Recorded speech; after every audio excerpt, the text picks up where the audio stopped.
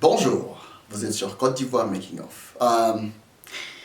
C'est Adams, chronique d'Adams, la politique française en Afrique pour les nuls. Ça, c'est quelque chose qu'il faut que vous compreniez, ok?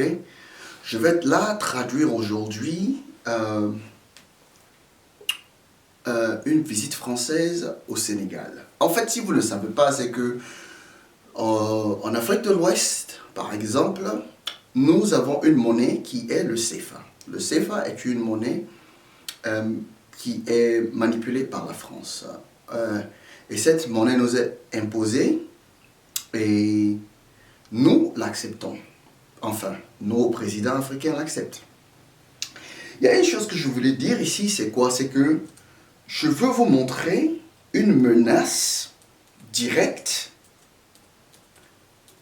par la France à un pays souverain qui est le Sénégal. Donc j'aimerais que vous regardiez cette vidéo et je vais vous la traduire parce que ce n'est pas tout le monde qui va comprendre le message en dessous de ce que ce monsieur est en train de dire.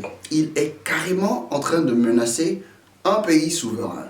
Et les Africains, tous les pays africains, tous les Noirs et les Nègres, parce qu'il y a une différence entre les Noirs et les Nègres. Les Noirs, ce sont les gens comme moi, Johnny Pacheco et autres personnes qui veulent un changement. De deux, il y a les Nègres. Ce sont les soumis, les gens qui sont là embobinés dans cette spirale du blanc est meilleur et le noir est en dessous. Et vivre à l'extérieur est mieux que vivre à l'intérieur chez nous. Et quand ils traversent, quand ils prennent l'avion et qu'ils arrivent dans un autre pays, c'est fini, tous les autres qui sont au bled, ils les appellent blédards, ils les appellent je ne sais quoi. Moi, je ne suis pas comme ça. Je ne vis pas en Afrique, je vis à l'extérieur. Mais j'utilise le savoir que j'ai acquis à l'extérieur pour essayer d'éveiller mes frères. Donc, je vous demande de regarder cette vidéo que je vais expliquer d'une façon que vous allez comprendre. Commençons. C'était la nécessité, ici à Dakar, de travailler ensemble sur des sujets qui sont des sujets qui concernent la relation France-Sénégal. Avec Amadouba, nous avons l'habitude de nous rencontrer souvent. D'abord parce qu'il peut arriver qu'il passe à Paris, et ensuite parce que le Sénégal, et il le représente souvent à ces occasions, est très présent dans les grandes réunions internationales.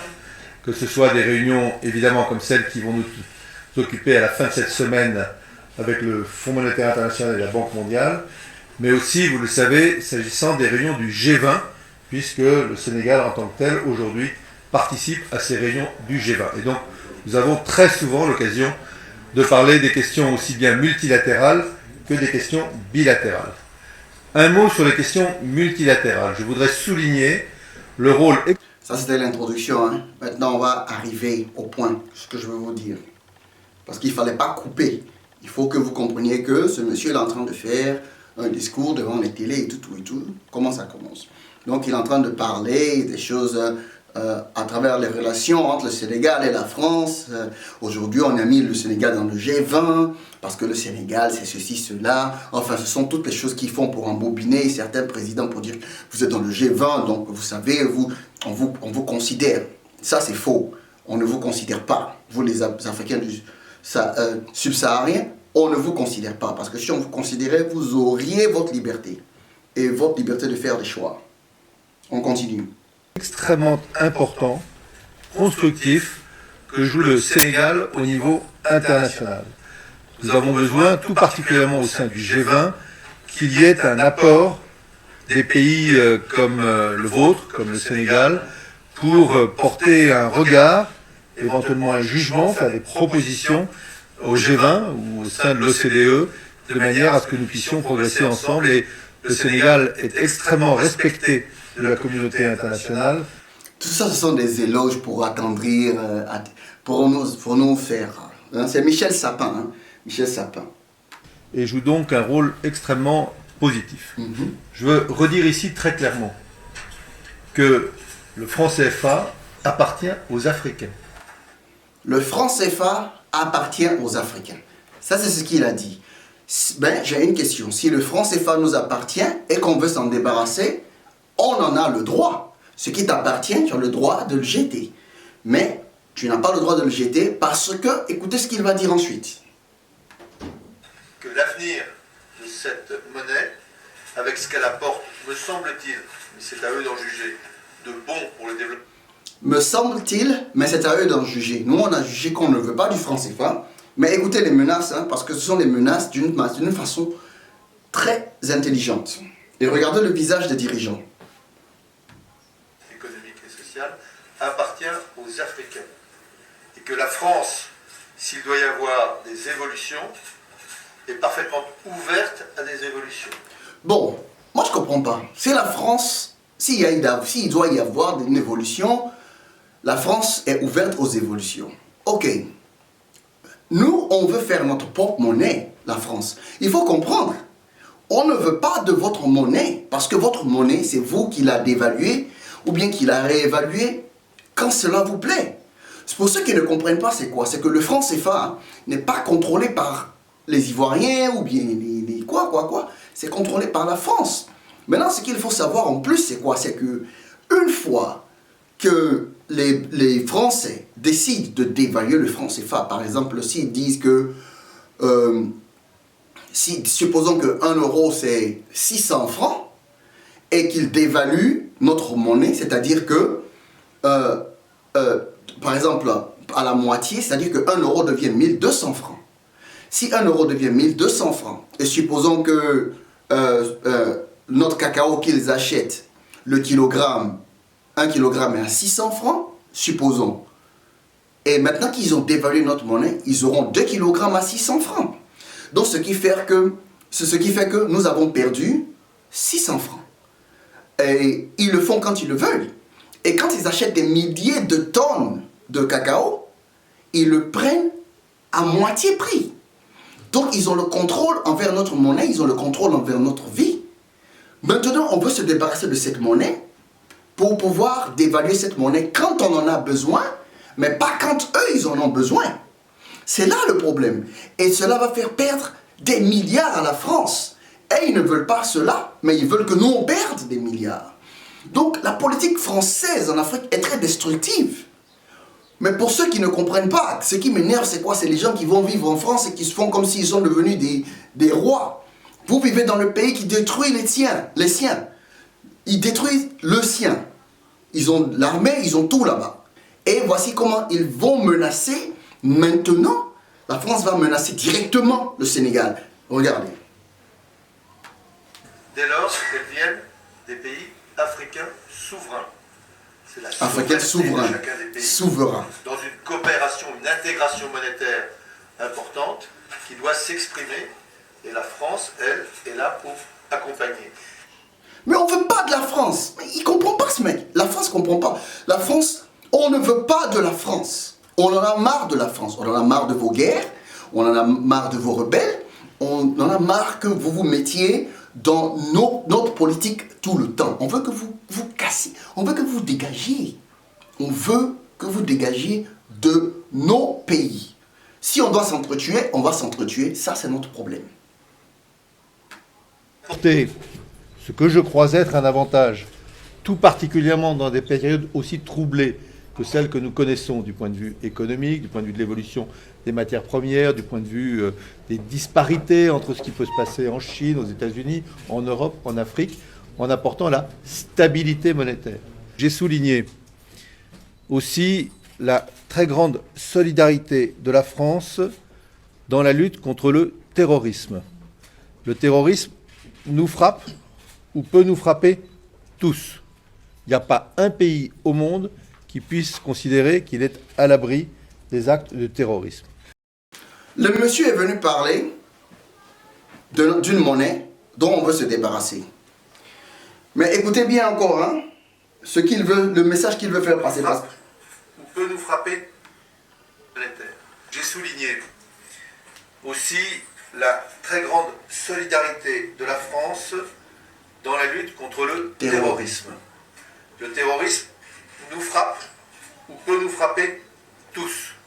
Il n'y a pas un pays au monde qui puisse considérer qu'il est à l'abri des actes de terrorisme.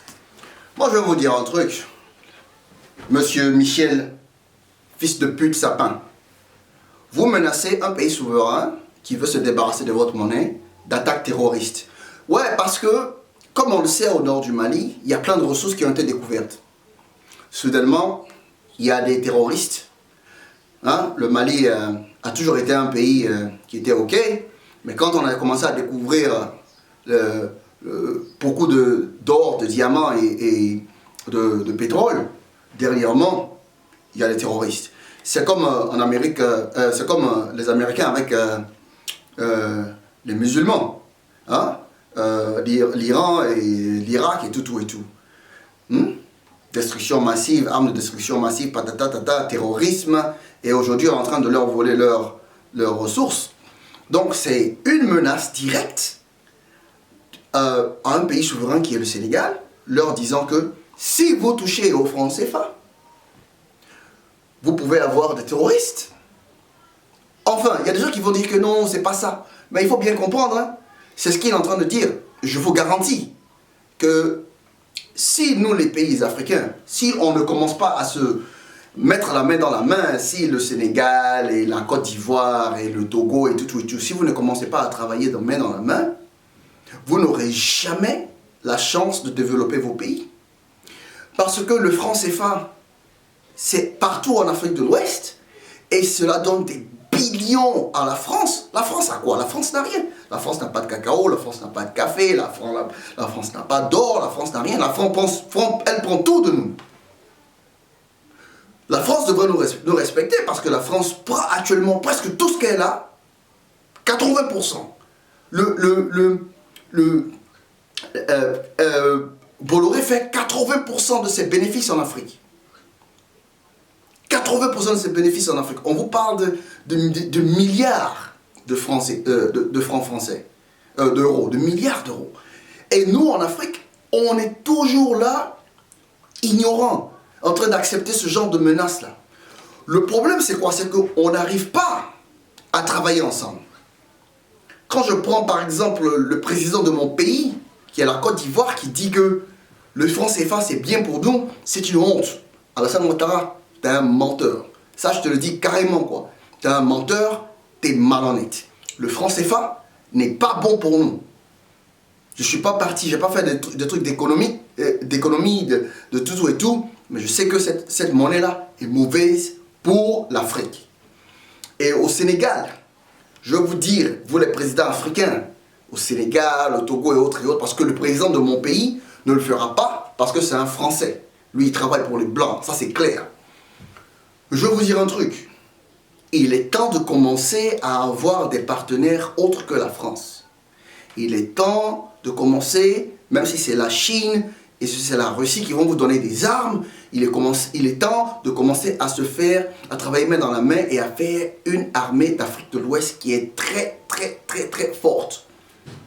Il est temps de discuter avec le Nigeria, le Togo, le Bénin et tout pour commencer à sortir de cette menace-là qui est la France. Il est temps aussi de changer ce qu'on apprend à l'école. On ne doit plus apprendre l'histoire de la France et tout ce que la France fait de bien et tout. On doit au contraire commencer à mettre dans la tête de nos enfants que nous sommes importants, nous sommes forts et nous pouvons faire ce que nous voulons. Et la première chose à faire, c'est de se débarrasser de la France. La France, nous devons nous en débarrasser aujourd'hui. Et cela se fera d'abord en n'écoutez pas le président de la Côte d'Ivoire. Ça, ne l'écoutez pas du tout. Le CFA est mauvais. Il faut se débarrasser du CFA.